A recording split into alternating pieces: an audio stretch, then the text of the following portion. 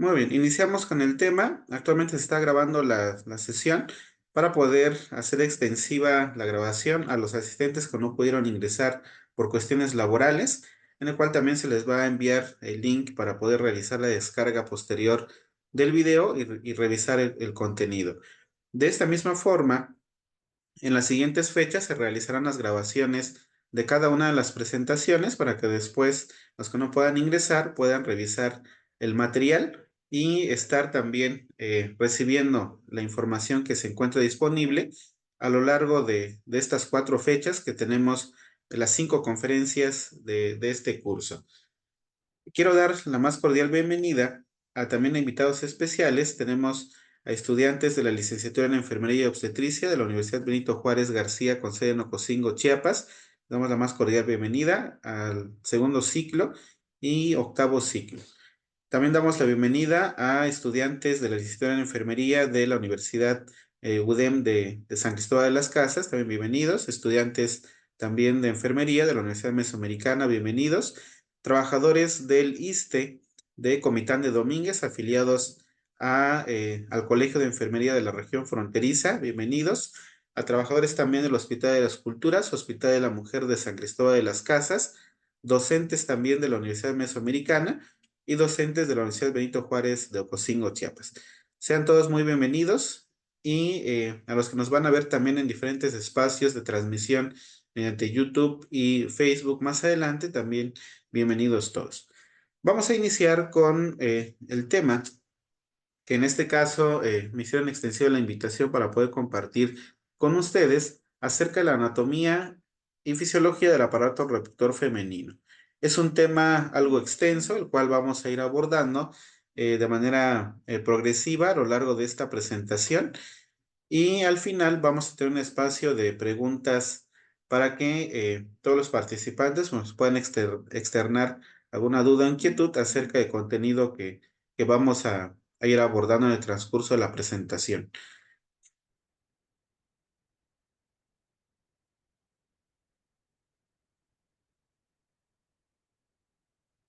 Bueno, el contenido de nuestro tema eh, va a ser de la siguiente forma. Vamos a iniciar con las funciones del aparato reproductor femenino, los ovarios, la descripción de las trompas uterinas, eh, el útero, la vagina, la vulva, el periné y las glándulas mamarias.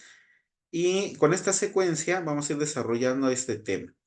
De igual manera, vamos a revisar bastante contenido acerca de diferentes funciones, diferentes partes, estructuras que componen todas estas regiones anatómicas, los cuales son de importancia para la evaluación clínica ginecológica y obstétrica y que va a impactar muchísimo el buen conocimiento de la anatomía para una buena atención de nuestras usuarias femeninas que asisten a diferentes unidades de atención de la salud. El ser humano es un ser prácticamente sexual y que en este caso se requieren de la unión de dos gametos para poder generar el proceso reproductivo. Tenemos dos tipos de células que interfieren en este proceso reproductivo, que son los gametos, el gameto masculino, el espermatozoide, y el gameto femenino a través de los óvulos.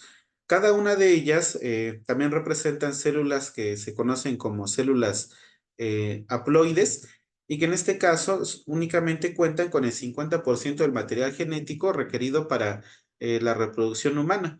Estos 23 cromosomas que tienen cada uno de estos gametos se van a unir y en el momento de la fecundación, y se van a generar células que se conocen como diploides, en donde ya hay esta unión de las mitades cromosomales y con esto se realiza el proceso de fecundación y por ende también el inicio de la embriología humana, del desarrollo eh, del nuevo ser. En este caso, este tipo de células van a tener cierta división celular que en el transcurso vamos a ir abordando a través de la mitosis, a través de la meiosis, y que se van a desarrollar en el transcurso de la vida humana, que claro, se diferencia mucho en el desarrollo de los varones, al igual que de las mujeres, tienen ciertos momentos de activación de estas etapas y fases de la división celular, tanto en la meiosis como en la mitosis. Vamos a iniciar con las funciones del aparato reproductor femenino. Son 5 funciones que son así a grandes rasgos, en los cuales los ovarios van a producir ovocitos secundarios.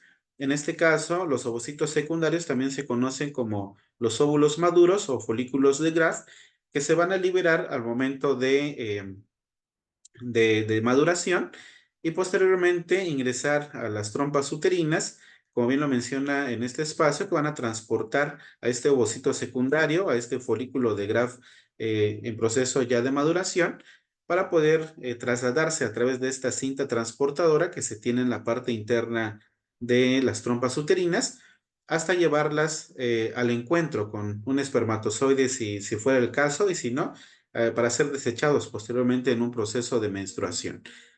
Los ovarios, en este caso, van a producir entonces estos ovocitos secundarios que pues, en primera instancia tuvieron que ser primarios, posteriormente secundarios en los procesos de maduración, y también los ovarios van a generar ciertas hormonas para el desarrollo reproductivo y sexual de las mujeres. Las hormonas sexuales principalmente van a ser la progesterona, que es la responsable de todo este proceso de desarrollo embrionario, y diferentes manifestaciones de las características sexuales de la mujer, y los estrógenos, que también son muy indispensables para los procesos de maduración de la hormona folículo estimulante, mediante el cual se va a madurar cada uno de los folículos de los ovocitos primarios para convertirse en secundarios y ser liberados en este proceso de maduración. Dos hormonas también produce en los ovarios, que es la relaxina, que básicamente es una hormona que se va a liberar o que va a tener su mayor concentración al momento del trabajo de parto, ya que permite que se relajen el músculo liso que pues, se contiene en el útero. En este caso es altamente sensible en el espacio muscular, conocido como miometrio, el cual va a facilitar las contracciones uterinas. Tenemos también otra hormona que se produce en los ovarios, que es la inhibina, que también se va a activar en ciertas etapas de la menstruación como tal femenina, el cual va a inhibir, como su nombre lo menciona, inhibina o va a inhibir la producción de la hormona folículo estimulante en diferentes etapas, ¿no?, del proceso de la menstruación. Otra función importante es que en el útero vamos a tener un sitio de implantación del óvulo fecundado a través del endometrio con sus dos capas, tanto basal como la capa funcional. En este caso, la capa funcional, que es en donde va a recibir este óvulo fecundado e iniciar con el proceso de implantación y el desarrollo embrionario, altamente vascularizado para dicho fin y poder nutrir al nuevo ser que se va a gestar en este espacio del útero.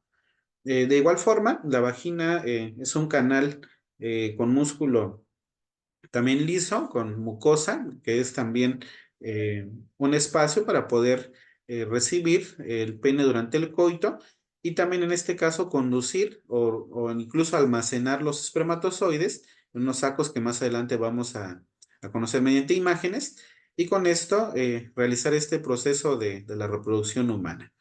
Las glándulas mamarias también se consideran parte del aparato reproductor femenino porque también complementan las zonas erógenas y también complementan el proceso de alimentación del recién nacido a través de la lactancia materna, que de igual forma se van a liberar ciertas hormonas que vamos a conocer más adelante a través de la adenohipófisis o de la neurohipófisis para poder producir y secretar la leche materna, que como principal alimento de recién nacido.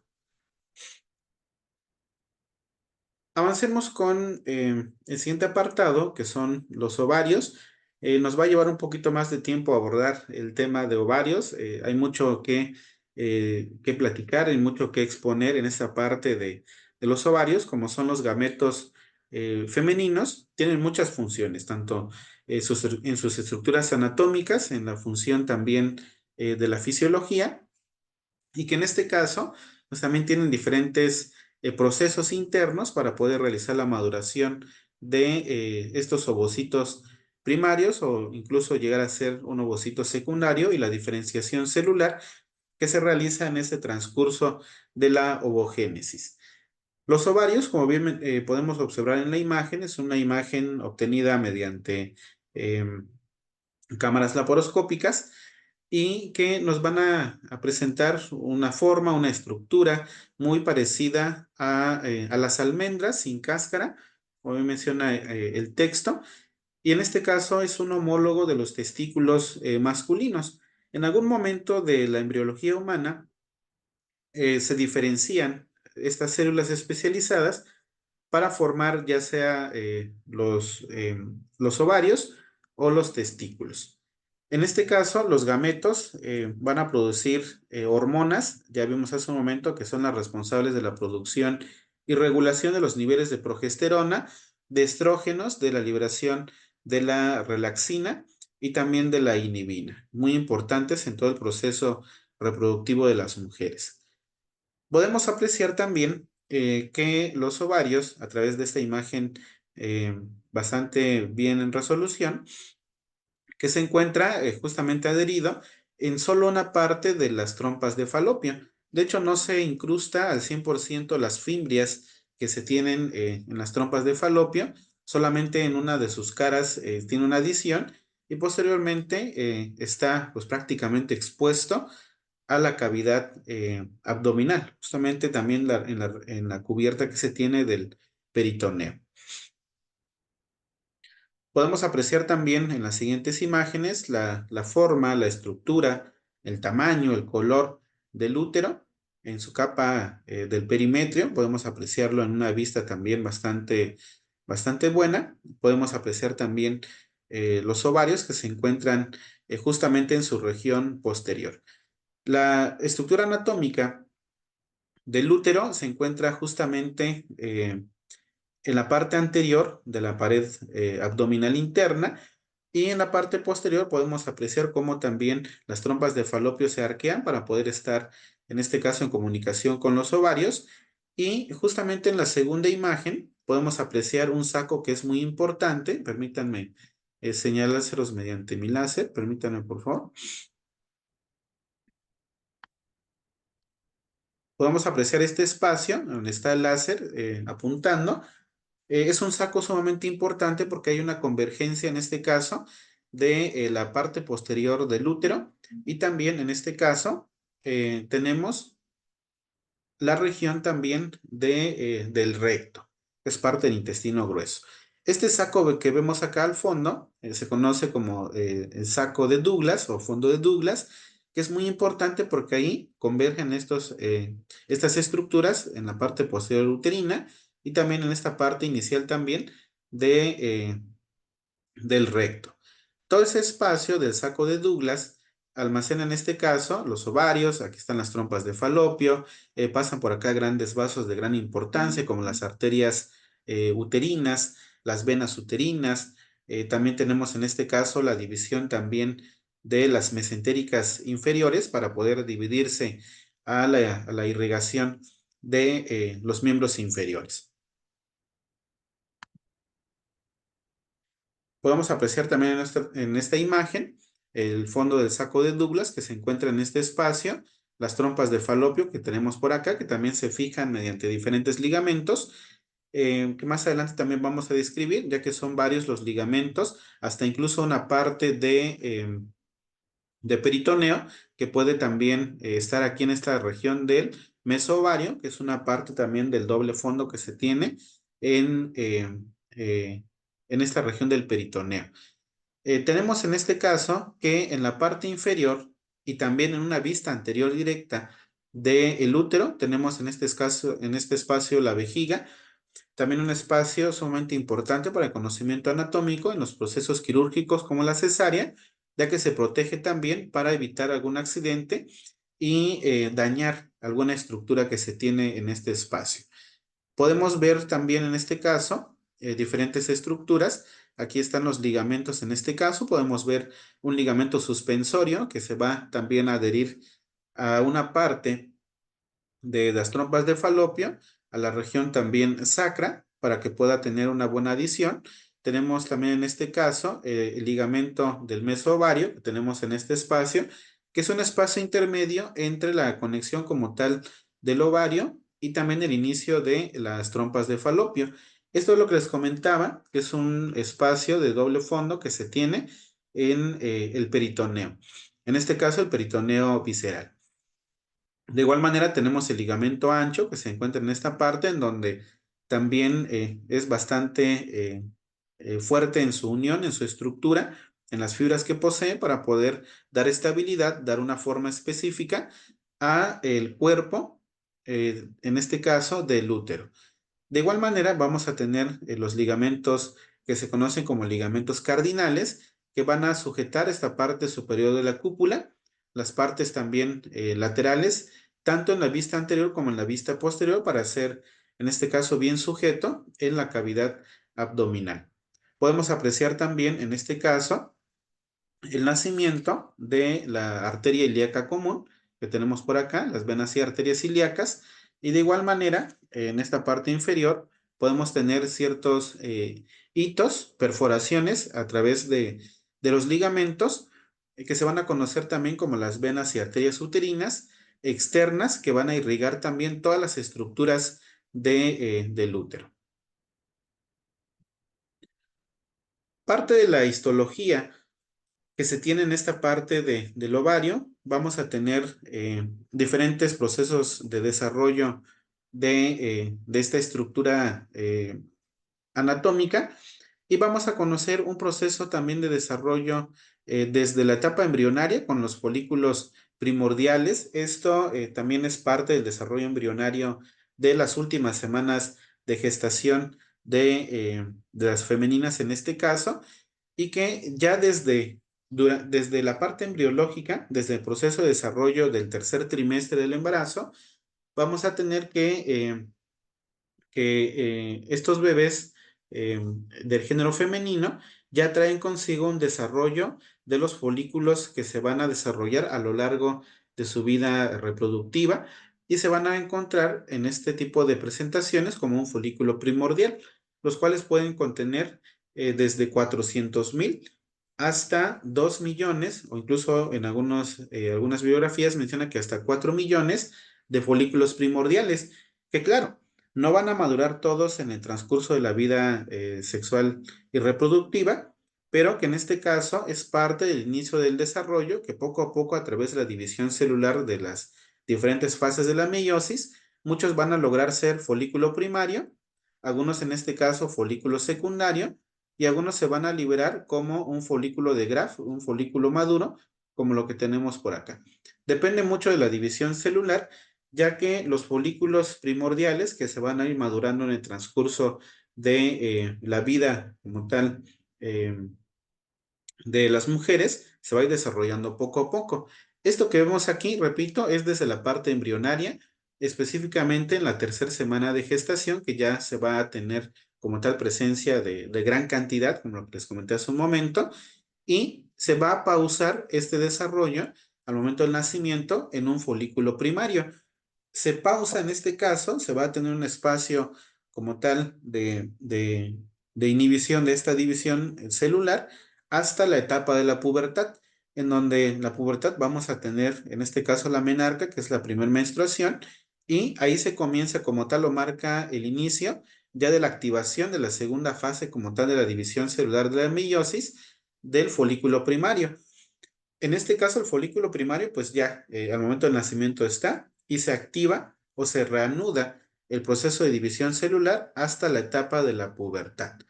Vamos a tener en esta revisión también de la histología de los ovarios, la irrigación sanguínea que van a tener. Eso es muy importante. La irrigación que se va a tener en los ovarios es para mantener prácticamente el proceso de nutrición, el transporte de oxígeno, el transporte también de ciertas hormonas que se van a liberar en el torrente sanguíneo y también poder participar en este proceso de maduración. Tenemos en este caso el ligamento como tal suspensorio que tenemos por acá. Y este ligamento, como es un tejido fibrótico, es también bastante resistente, pero a través de unas perforaciones que se conocen como hilios, que tenemos por acá, permiten la perforación para el acceso de los vasos sanguíneos que van a nutrir, que van a irrigar a los ovarios. A través de esos espacios, repito, se conocen como hilios, hacen esta perforación y hacen este proceso de irrigación sanguínea.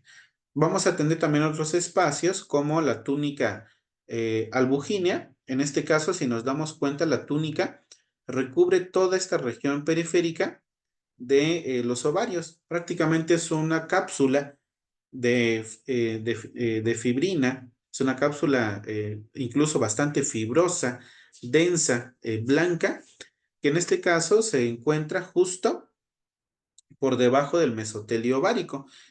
Vamos a tener también otro espacio después de esta cápsula. Vamos a tener por aquí toda esa estructura que vemos en el láser, que se conoce como corteza ovárica. En esta corteza ovárica se encuentra justo debajo, ya dentro de esta cápsula albugínea. Y en este caso, la corteza ovárica es en donde se van a encontrar los folículos, desde el folículo primordial hasta los folículos de Graf, antes de ser liberados para conducirse a las trompas de falopio. En este caso, las aloja, las protege, las cubre, las nutre.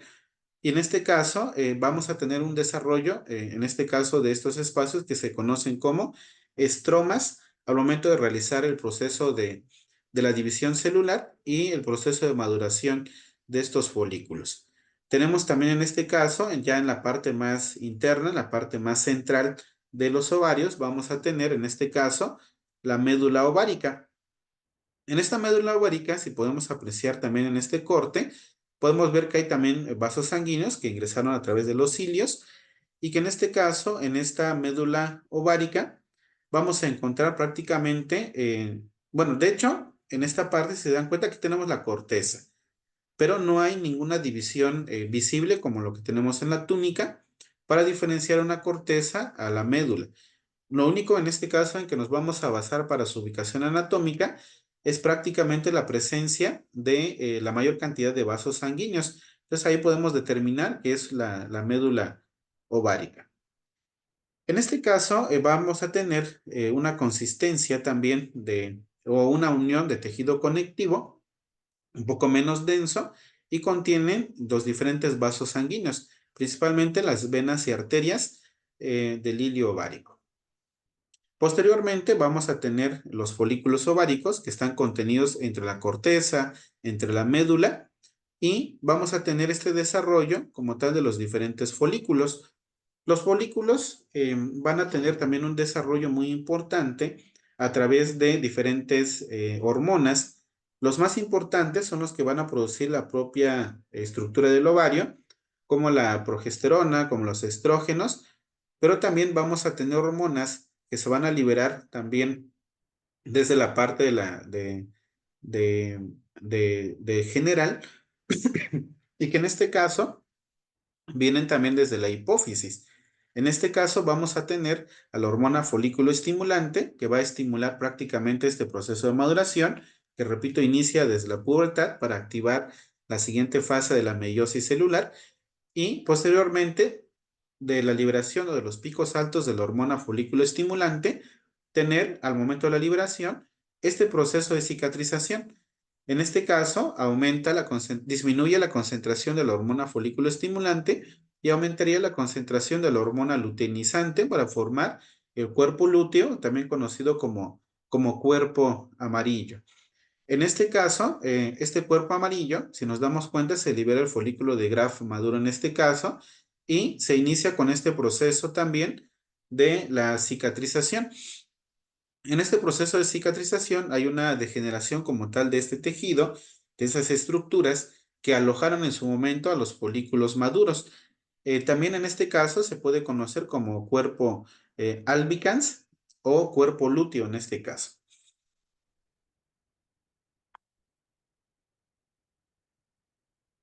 Vamos con la ovogénesis y el desarrollo folicular. Ya vimos en la imagen anterior que hay folículos primarios, incluso desde la etapa embrionaria, y que poco a poco van a ir madurando.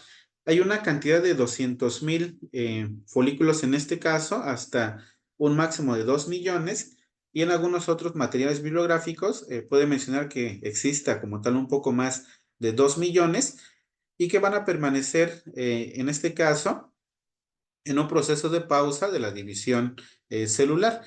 En esta división celular vamos a tener ya la activación a través de las hormonas como tal de la progesterona, de los estrógenos, de la folículo estimulante, para que se pueda activar la fase uno como tal de la meiosis.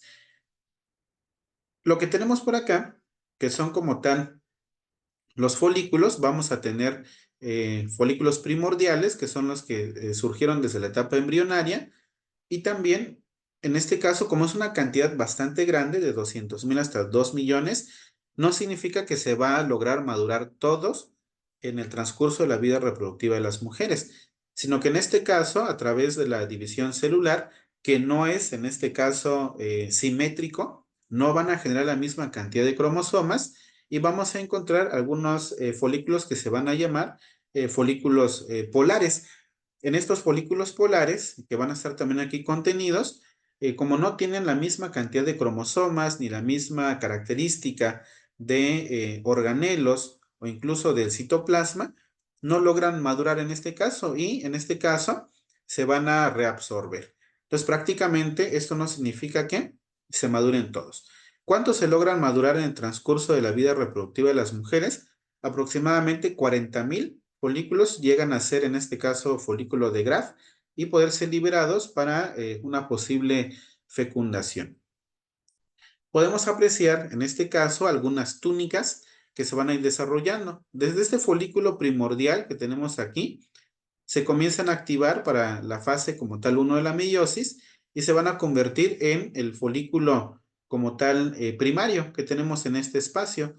En este folículo primario, a través de la estimulación de las hormonas, comienza a crecer, comienza a nutrirse y va a comenzar también a hacer una división de estructuras. En este caso vamos a tener la capa de la teca folicular, vamos a tener una zona pelúcida, los cuales van a permitir la generación como tal de líquido que se va a contener en este caso, en el folículo secundario, que en este caso está en el proceso de maduración para convertirse en un folículo de Graf. El folículo de Graf prácticamente es lo que vemos aquí, ya en esta secuencia de maduración. Por lo regular, a través de la estimulación de estas hormonas, de los estrógenos, de la progesterona, de la folículo estimulante, va a activar hasta de entre 4 y 6 folículos primarios. Pero en este caso, en esta activación, no significa que se van a liberar 4 folículos maduros de Graf, sino que en este caso prepara 4 o hasta 6 en este caso, incluso hasta más si hay alguna estimulación en este caso de hormonas exógenas y puede madurar hasta más. Pero en este caso, los que no logran ser liberados también, en este caso, se van a reabsorber y en este caso, pues quedan inactivos, en este caso, hasta incluso en las fases polares, después se desactivan y posteriormente van a ser reabsorbidos. Esta imagen es muy importante porque aquí nos presenta prácticamente cómo se inicia desde las células primordiales, como la ovogonia, que es parte del desarrollo embrionario. Posteriormente, en este caso, iniciamos con la mitosis celular para generar, en este caso, la división celular. Las ovogonias, como son las células progenitoras prácticamente, van a dividir de manera haploide, como bien les comentaba al inicio, 23 cromosomas para cada célula que va a ir madurando. Tenemos en este caso el ovocito primario, que ya es parte como tal de la meiosis celular. En la meiosis tenemos diferentes fases y al momento del nacimiento tenemos ya el inicio de la meiosis en su fase 1 como los ovocitos primarios. En estos ovocitos primarios no logran desarrollarse en este caso hasta la etapa de la pubertad y en este caso se va a dividir ya en ovocito secundario. Pero el ovocito primario, como se va a dividir en dos folículos, un ovocito secundario y un primer cuerpo polar, ahí comenzamos a diferenciar esta inequidad o esta disparidad de la división cromosomal. En este caso, el ovocito secundario sí va a tener los 23 cromosomas que se requieren para un proceso de fecundación, más los 23 que va a tener en este caso el espermatozoide. Sí se puede hacer como tal el proceso de unión, la fecundación y el proceso de formación del nuevo ser. Pero en este caso, al momento de que se dividió el primer cuerpo polar, no va a tener la misma cantidad de cromosomas, tampoco va a tener la misma cantidad de organelos, la misma estructura del citoplasma, la misma cantidad de organelos para que pueda, en este caso, desarrollarse y no logra madurar. En este caso, el cuerpo polar también va a seguir su proceso de división celular en la fase de la meiosis 2, pero crea en este caso también folículos muy pequeños y con poca cantidad de cromosomas, los cuales tampoco van a ser funcionales. Y como no van a ser funcionales, en algún momento se van a reabsorber y en este caso, el único que sí logra desarrollarse sería el ovocito secundario con los cromosomas completos. Este ovocito secundario prácticamente se puede encontrar ya con el espermatozoide y comenzar con esta división celular para generar, en este caso, el proceso embriológico de la formación del nuevo ser. En este caso, al momento de tener ya esta unión de los dos gametos con la misma cantidad de cromosomas, hasta ese momento del encuentro, el espermatozoide va a tener una característica de célula haploide. De igual manera, el ovocito secundario va a tener la misma característica de que es en este caso una célula haploide. Se unen en este caso a través de la fecundación y en ese momento se comienza a denominar célula diploide. En este caso, la célula diploide también va a comenzar con sus diferentes fases de división. Seguimos en esta fase de la meiosis 2 y en este caso el ovocito secundario o folículo de Graf que en este caso ya está en proceso de fecundación, también libera un cuerpo polar que en este caso ese cuerpo polar no tendrá también la misma característica cromosomal y se va a reabsorber. De esta forma, podemos conocer un poco del desarrollo de la ovogénesis y hasta convertirse en una célula diploide. Las trompas uterinas también son otro proceso, otra estructura que es sumamente importante porque hay una comunicación directa con los ovarios. Ya vimos a través de las láminas anteriores que los ovarios son estructuras gonadales que van a desarrollar en sus diferentes etapas estos ovocitos, tanto primario, secundario, y la liberación de este ovocito secundario denominado folículo de Graf. Si se dan cuenta, tenemos en este caso el infundíbulo de la trompa uterina, que sí se encuentra adherida al extremo como tal más distal del ovario. Y en este caso, sí hay una unión, una adhesión, pero el resto de estas fimbrias que vemos por acá no se encuentran adheridos como tal al útero. Esto va a marcar algo muy interesante porque en algún momento que el folículo de Graf no llegara a introducirse en este espacio, iría a la cavidad como tal abdominal o en alguna estructura como tal de la estructura interna. En este caso, en la estructura interna, tendríamos como tal los embarazos ectópicos porque no llegaría en este caso al cuerpo del útero. Vamos a tener, en este caso, lo siguiente. Después de realizar el movimiento de los folículos maduros a través del infundíbulo de la trompa uterina, vamos a tener también en este caso la ampolla, que es esta estructura de la trompa uterina. Vemos que este cono va a ir disminuyendo en tamaño, disminuye en este caso, y en la forma de embudo comienza a disminuir. En esta forma, como tal de la disminución, en este espacio es en donde se da como tal la mayor cantidad de procesos de fecundación, porque aquí es el espacio del encuentro del ovocito maduro, folículo de Graf, con los espermatozoides.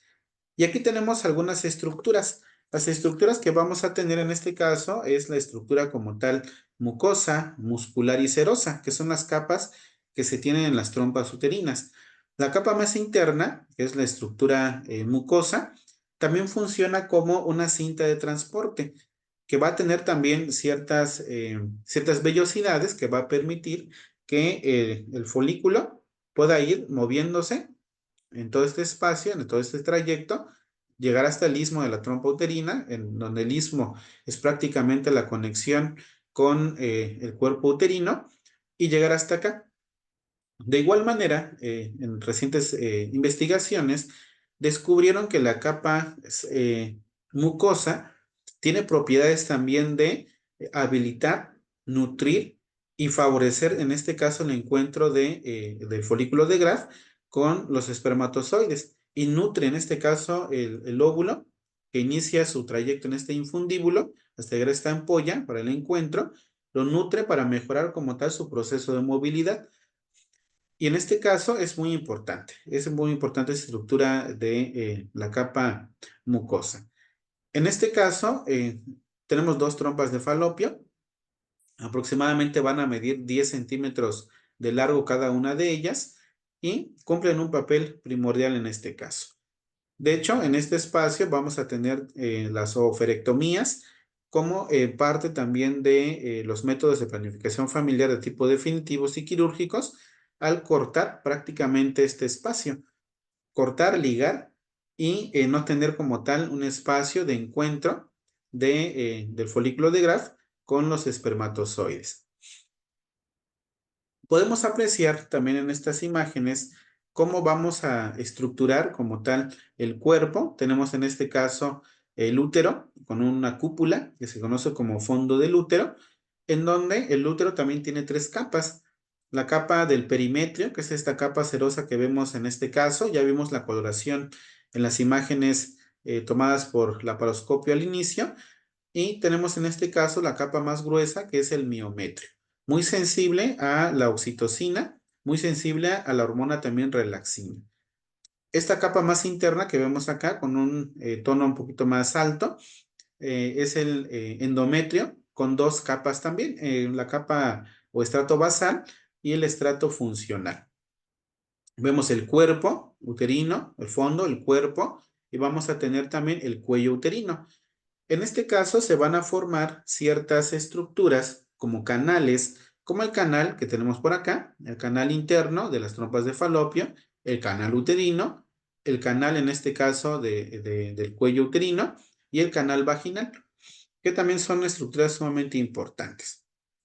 Vemos en este caso los ligamentos uterosacros que también fijan en este caso a la región del sacro, el ligamento del útero. Los fija y los posiciona en su lugar que corresponde. El ligamento ancho, vemos en este caso, que tiene la parte lateral del útero. De igual manera, vamos a tener los ligamentos ováricos, el mesovario que se encontraba en este espacio entre la trompa de falopio y los ovarios. Ahora bien, vamos a avanzar con la siguiente estructura de esta presentación, que es el útero. El útero en este caso vamos a tener que es un músculo, es una estructura bastante interesante. Permítanme, por favor. Estoy dando algunos accesos. Muy bien, en esta parte del útero vamos a tener entonces que es un músculo bastante interesante en cuestiones de su capacidad de crecimiento, de estirarse en este caso. De hecho, es una de las habilidades que tienen los músculos de tener el proceso de elasticidad y poder regresar después a su tamaño original en el puerperio fisiológico, en el puerperio quirúrgico.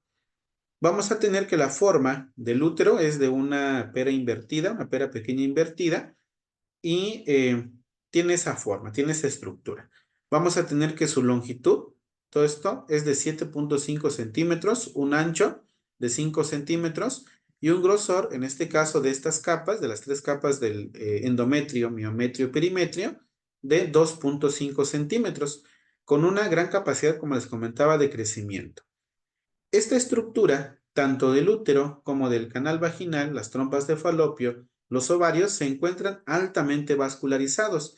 Y justamente en esta región, en donde estoy señalando el láser, en donde está como tal el cuello uterino, el inicio también del canal vaginal, va a llegar prácticamente los dos grandes vasos sanguíneos que van a irrigar al útero, que prácticamente es la vena y arteria uterina.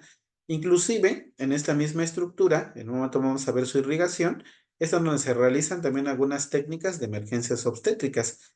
En el caso de las hemorragias, con el pinzamiento SEA, prácticamente se pinza la arteria uterina.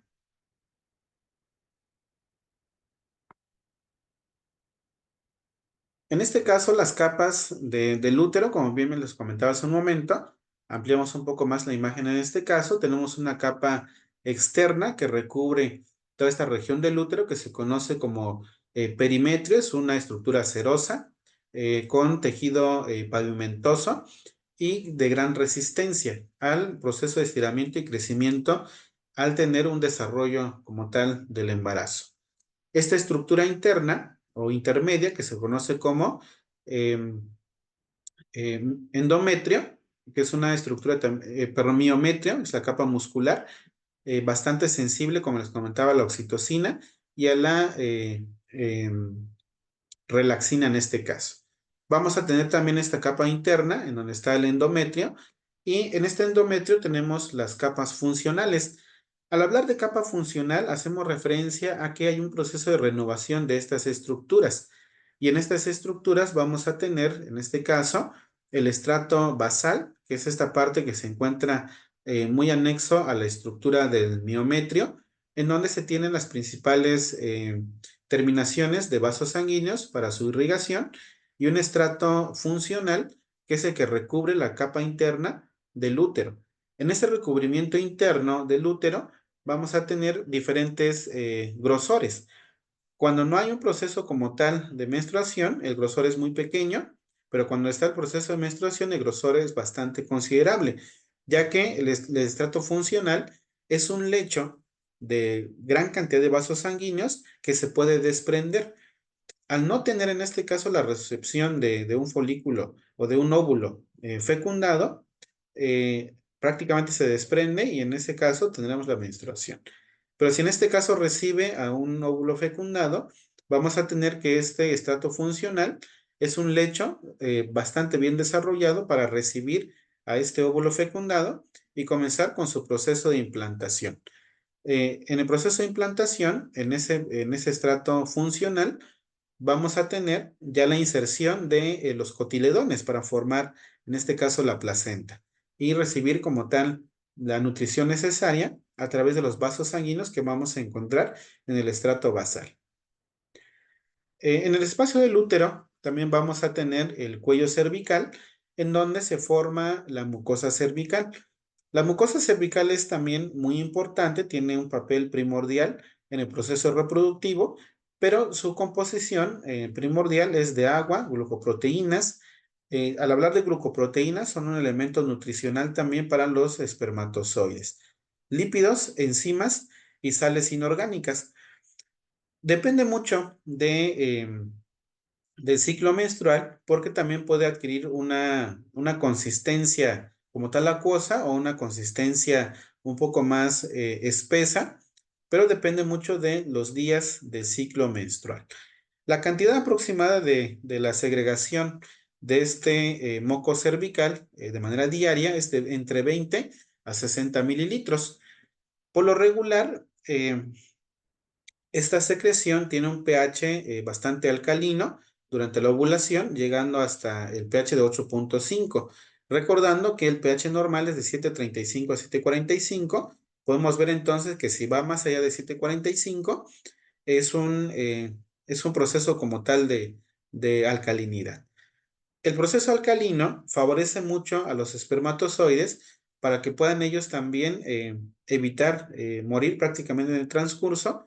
De hecho, este moco cervical, a través de las glucoproteínas, de los lípidos que contiene y de las sales inorgánicas, también nutren en cierta parte a las estructuras como tal de la cabeza, del cuerpo y de la cola que tienen los espermatozoides y favorecen muy bien el proceso de movilidad de los flagelos que tienen los espermatozoides. Entonces, prácticamente este moco cervical también es primordial para el proceso reproductivo, porque el espermatozoide requiere también de un proceso nutritivo en el trayecto como tal. por medio de su supervivencia, que es de 5 días, pues prácticamente necesita energía, necesita alimento para poder ser estimulado en este caso. Y en los días que no son fértiles se vuelve en este caso como un tapón mucoso. De hecho, bajo esta dinámica de un moco cervical espeso, es la dinámica que usan los diferentes métodos anticonceptivos de tipo hormonal, ya que generan que este moco sea más espeso. Y en este caso ya no favorecería el ingreso de los espermatozoides, sino que sería como tal un tapón mecánico, una barrera directa, para que no pudieran ingresar los espermatozoides a la estructura uterina o que menos llegar a las trompas de falopio. Podemos apreciar también en esta imagen lo que les comentaba hace un momento, que es la irrigación sanguínea del útero. Principalmente van a ser a través de la arteria que tenemos por acá, dos arterias que se encuentran justo a las partes laterales del canal vaginal e incluso el inicio también del cuello uterino. Se encuentran a un costado y en este caso tenemos la arteria y vena uterina, que son los dos grandes vasos sanguíneos que van a inervar toda la estructura del útero, de los ovarios, de las trompas de falopio y del propio canal vaginal. En este caso, las arterias uterinas, si nos damos cuenta, se van a bifurcar, se van a separar para poder cubrir toda esta región del perimetrio, hacer como tal incluso el ingreso a las diferentes capas del miometrio, como lo que vemos por acá, y llegar hasta el endometrio. Si recuerdan ustedes, hace un momento les comenté que en el endometrio se tienen dos capas, un estrato basal, que es prácticamente lo que vemos por acá, en donde llega la mayor cantidad de terminaciones de arteriolas que van a nutrir este espacio. Y en este caso también vamos a tener el estrato funcional, que también está altamente vascularizado. Vamos a tener también en este caso las arterias radiales. Las arterias radiales son las que se encuentran en este caso dentro de la capa serosa y que llegan hasta la capa como tal del miometrio. Tenemos arterias que se conocen como arterias arqueadas porque hacen estas bifurcaciones para poder acceder, en este caso, a las capas más internas del útero. Posteriormente vamos a tener esta siguiente imagen donde vemos las arteriolas. También tenemos las vénulas que van a también drenar la sangre como tal desoxigenada en esta estructura como tal. Vemos que la vascularización es muy alta y les comentaba hace un momento también que el pinzamiento sea para hemorragia obstétrica es prácticamente con estas arterias uterinas, las que están de lado y lado. De hecho, en algunos talleres usan eh, las pinzas de Rochester largas de especialidad para poder cerrar como tal estos dos vasos, uno de cada lado, o las pinzas de anillos que también se han utilizado en algunos talleres. Avanzando con las estructuras, vamos a tener también la vagina, que es parte de esta estructura. Ya avanzamos con, en este caso, los ovarios, trompas de falopio, el útero, su irrigación sanguínea, los ligamentos que también están fijando como tal el útero y vamos como tal en la parte más interna, perdón, ya más externa para comunicarse con el exterior, con el canal vaginal. El canal vaginal es una estructura como tal en forma de canal, como lo que vemos en esta imagen, y por lo regular es un canal de fibro muscular tubular de 10 centímetros de longitud, revestido en este caso de una membrana mucosa que tiene la facilidad, perdón, que tiene la habilidad de generar en este caso el proceso de lubricación para que se pueda dilatar, se pueda elongar un poco más y tener en este caso los procesos del coito.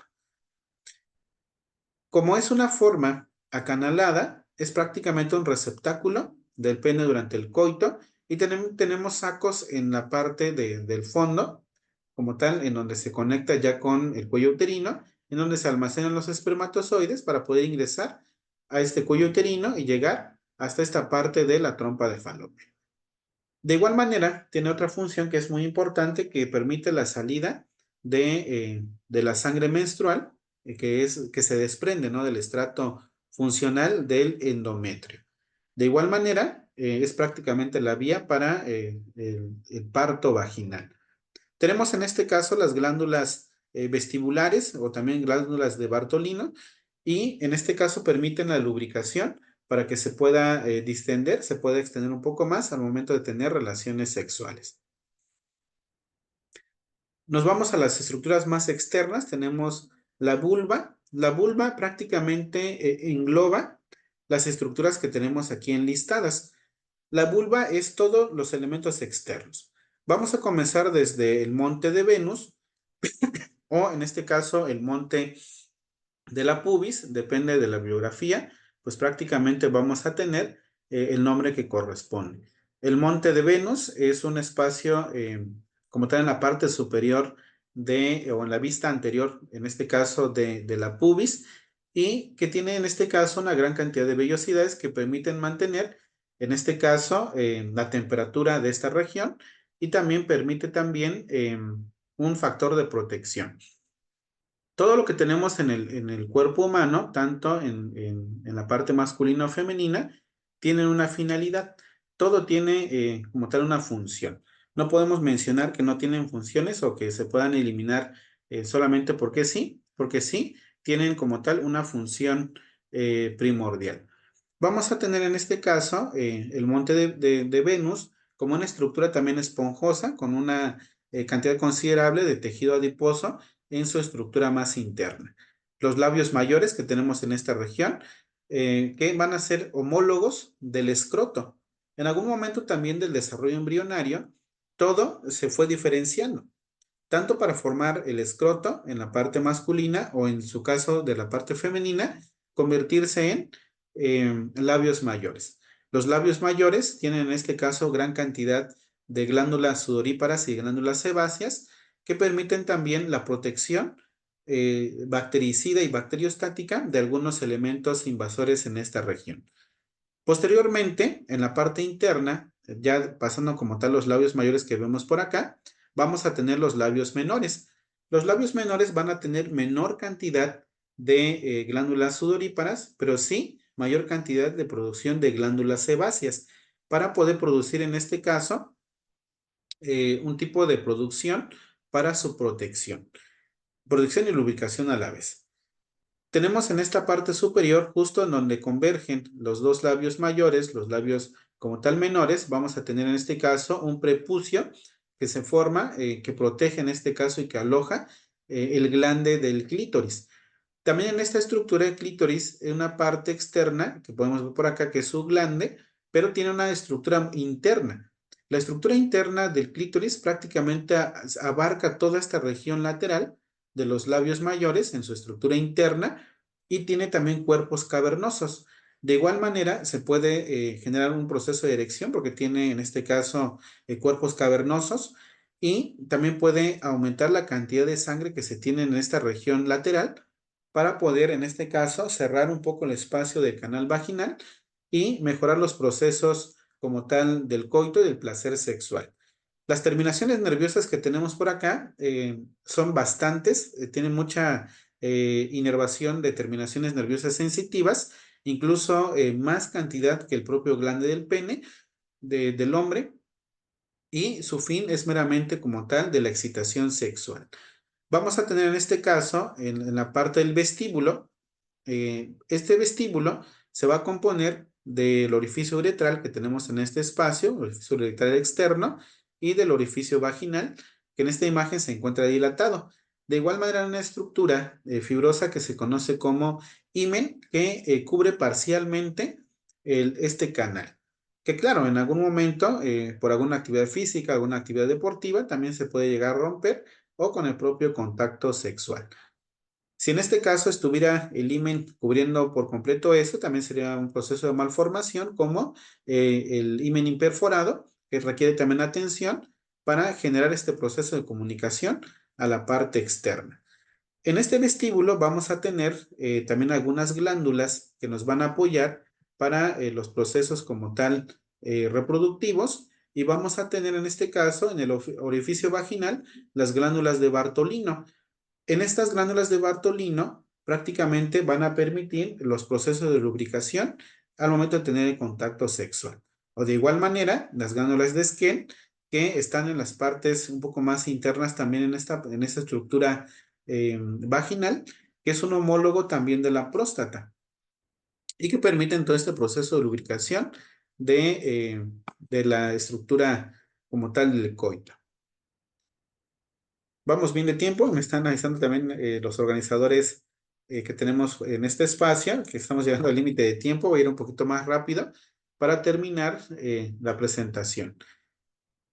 Tenemos el perine, también ya en la estructura externa. El perine prácticamente tiene una forma de diamante en un corte medial. Si nos damos cuenta, permítanme señalarles con mi láser, permítanme por favor. Tiene esta forma de diamante y forma dos triángulos. Vamos a ver en este caso este primer triángulo en la parte superior y un triángulo en la parte inferior que van a tener los siguientes nombres. En el triángulo superior vamos a encontrar el triángulo urogenital. ¿Por qué urogenital? Porque está en este caso el aparato reproductor femenino en su estructura externa y también se encuentra el tracto como tal uretral para la estructura como tal de la uretra. Por eso se denomina urogenital. Y el triángulo inferior, que también se va a conocer en este caso como triángulo anal, por la presencia en este caso de este esfínter que tenemos por acá, que es el ano. Esta formación es muy importante porque permite hacer la diferenciación e incluso este mismo espacio de diamante y de triángulos es el mismo que se va a encontrar en el periné masculino, que claro, con otras estructuras del aparato reproductor masculino en su parte externa, pero tienen la misma distribución como tal. Para ir cerrando mi presentación, una parte también importante del aparato reproductor femenino son sus estructuras anexas.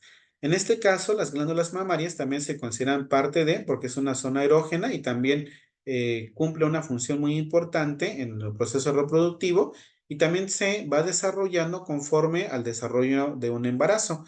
En este caso, al momento de tener un embarazo, aumenta la vascularización también de las glándulas mamarias para prepararlas al momento de la recepción del producto para iniciar con la lactancia materna. Entonces, prácticamente hay dos procesos a la par, el proceso embrionario y también el proceso de desarrollo y habilitación de las glándulas mamarias para realizar el proceso de la lactancia materna. En este caso, las glándulas mamarias se encuentran justamente en la parte anterior de los músculos pectorales y de los músculos serratos anteriores que tenemos aquí. Vemos aquí el músculo pectoral que abarca todo esto y los serratos que son estos que están en este costado.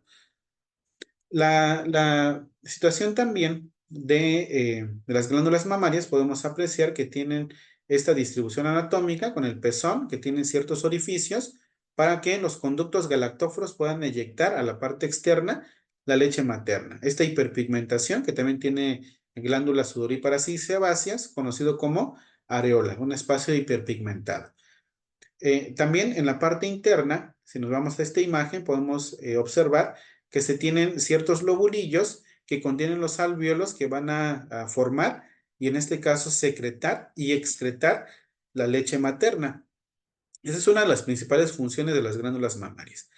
Cada una de las glándulas mamarias, tanto la derecha como la izquierda, tienen entre 15 y 20 de estos lóbulos que vemos por acá para la producción de la leche materna. Para la producción de esto necesitamos dos hormonas, una que se va a producir desde la adenohipófisis, que se conoce como la prolactina, que en este caso estimula la producción de la leche materna, y otra hormona que viene desde la neurohipófisis, en este caso es la oxitocina. La oxitocina, hace un momento mencionamos que es muy sensible en la parte del miometrio para iniciar las contracciones uterinas para el trabajo de parto. Pero también en este caso vamos a tener que la oxitocina es muy importante también para poder tener en este caso una sensibilidad en los conductos galactóforos y generar las contracciones necesarias para la eyección de esta leche materna. Prácticamente la hipófisis en sus dos estructuras, tanto la adenohipófisis o la neurohipófisis, producen hormonas que son sumamente importantes para este proceso reproductivo y el proceso también de la alimentación del recién nacido. Bueno, hasta acá termino mi presentación. Les agradezco mucho su atención. Agradezco mucho también a asistentes, a los que nos están escuchando también en otras plataformas digitales. Agradezco mucho a la Secretaría de Educación Pública, a la Red Nacional del Conocer, al CELAM, que es parte también de competencias laborales, y agradezco mucho también su atención y espacio para escuchar esta primera conferencia del curso de Enfermería Materno-Infantil. Dejo por acá las principales biografías que utilicé para esta presentación, que es el Dr. Eider Rickson, 15ª edición, y el libro también de Fisiología Médica, 14ª edición, que es uno de los más actuales. Les agradezco muchísimo. Voy a dejar de compartir la pantalla. Nos mencionan que tenemos unos minutos para poder tener algunos mensajes. Voy a habilitar el espacio de mensajes del chat para que puedan ustedes enviar algunas preguntas si tuviéramos dudas para ir cerrando. Si gustan, pueden enviar sus mensajes para poder cerrar este espacio.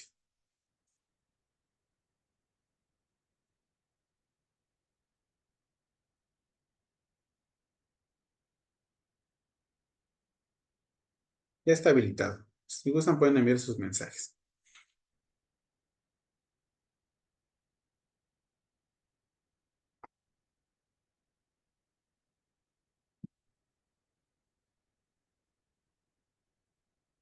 Bueno, en lo que se animan a escribir los mensajes, voy a compartir con ustedes la siguiente imagen, ya que estaríamos cerrando como tal este primer encuentro del curso de Enfermería Materno-Infantil con el primer tema.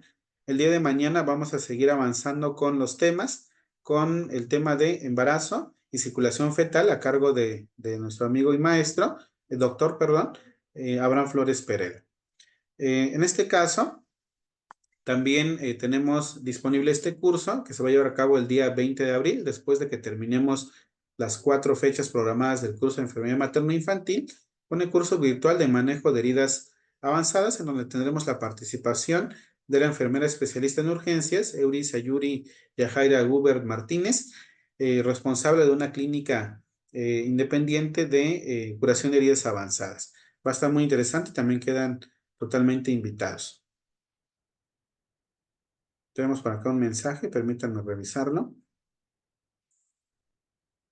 Nos menciona Paula Penagos, felicidades, Lick, es muy interesante el tema. Muchas gracias. Si no tenemos dudas, preguntas e inquietudes, les agradezco mucho su atención y espero verlos en las siguientes sesiones. El link es el mismo que se va a utilizar para cada una de las presentaciones y con ese mismo link y los mismos códigos podrán acceder a las siguientes temáticas. Les agradezco muchísimo, que tengan muy buenas noches. Con esto finalizamos la primer ponencia de nuestro curso de enfermería materno-infantil.